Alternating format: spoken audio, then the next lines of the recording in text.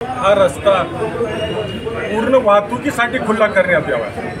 तिथे प्रत्येक म्हणजे सकाळी 8:30 पासून संध्याकाळी 9 वाजेपर्यंत गाड्या, ठेले आणि ऑटोवाले थांबलेले असतात। रहदारीसाठी तिथून चालणं सुद्धा मुश्किल आहे आणि स्त्रिया सुद्धा रात्रीच्या वेळेस भाजीपाला घ्यायला त्यांना सुद्धा तो त्रास होतो।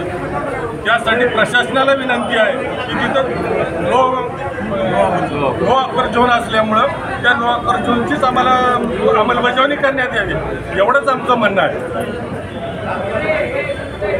2011 पासून आम्ही ह्या प्रयत्नात आहोत की साधं रस्ता लोकांना शेत जमिनीला रस्ता मोकळा होऊ शकतो, पण व्यापाऱ्यासाठी व्यापार करणाऱ्यासाठी काही गिरायकाला यायसाठी रस्ता मोकळा होत नाही। हा प्रशासनासाठी फार महत्त्वाचा विषय समजत नाही।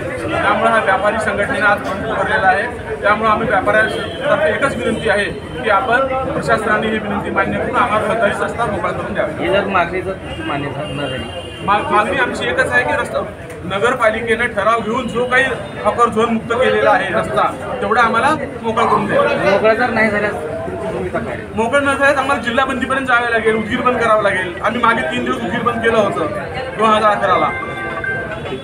त्याची त्यांनी दखल घेऊन प्रशासनाने तिथं पोलीस चौकी पण दिली होती, पण त्या पोलीस चौकीवर पोलिसांकडे पोलीस यंत्रणा कमी असल्यामुळे तिथे त्यांनी अधिकारी देऊ शकले नाही।